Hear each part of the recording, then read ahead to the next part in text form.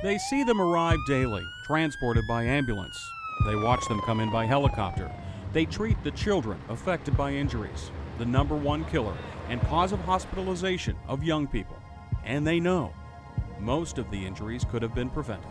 We see too many children in the news every day being injured or killed with simple accidents right in their communities. Members of the Injury-Free Coalition for Kids, a hospital-based community-oriented organization with 43 sites in 38 cities of the country's 10 federal trauma regions, are working hard to change that. Trailers are being rolled out to teach young people about safety. Buses drive home the need for injury prevention. Efforts are being housed in communities, and safety centers are being set up inside hospital walls. It's a fairly new process, building safety centers in hospitals and building safety centers in buses to take them on the road. But this is a new, effective way to reach our patients in our communities. In Miami, members of the Injury-Free staff are driving the big red bus known as the Injury-Free Mobile into the community on a regular basis. What's so exciting about having the Injury-Free Mobile is that we can extend our reach well beyond the hospital, county-wide, community-wide, to spread the message of how to prevent injury. Inside the bus, families learn about safety in every room of the house, including safely storing cleaning supplies in the kitchen, choking hazards in the dining room, safety precautions to take in the bedroom, and water safety outside.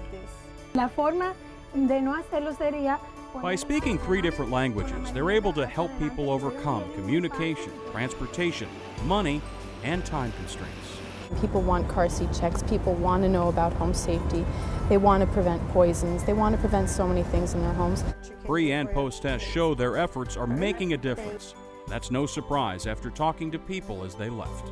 It was very good, very informative. I'm glad that I stopped by and got information. I learned a lot, so I like it, and I think they should keep doing this for all the new parents like me.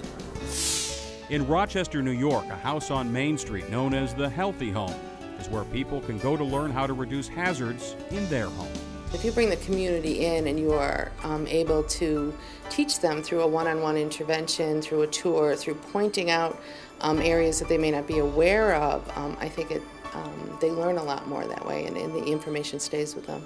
Partnerships with other organizations made the home possible and allowed Injury-Free Rochester to help teach about everything from the need for outlet covers and trip hazards to poisons, pesticides, and look-alike chemicals. Windex looks a lot like Powerade. It's become a place for teaching the teacher. It's been great, actually, especially the response right now from groups that want to bring in their advocates and their outreach people so that they can then trickle down and make sure that their customers can come through here and see what's available.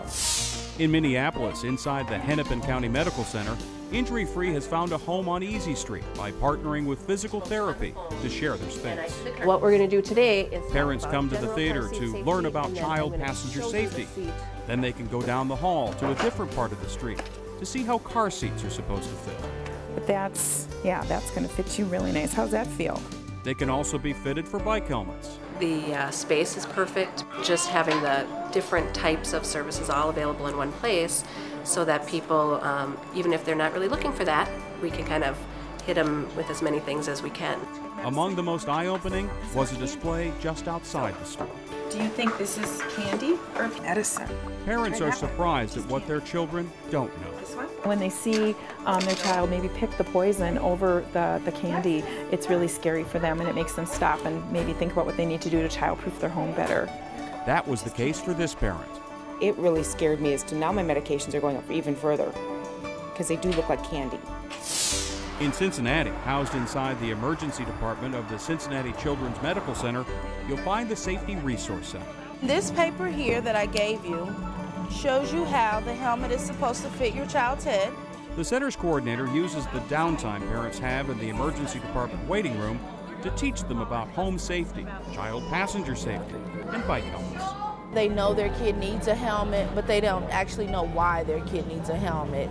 Or they know that their kid needs to be in a car seat, but they don't know that the car seat should be fastened down really, really tight.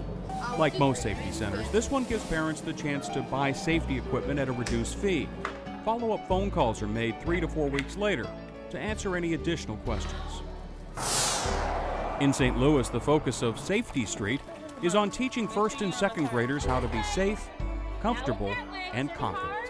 We need to teach our children, just like we teach them how to tie their shoes and how to say their ABCs, we need to teach them how to be safe in their community and how to be proactive. Children have the chance to learn about crossing the street correctly, and they see how to cross at railroad crossings. So how do we know if it's safe to cross the alley? They also learn the importance of safety in alleys and driveways, how to handle vicious dogs and strangers. I have a little puppy in here. No. You guys want to pet it? No.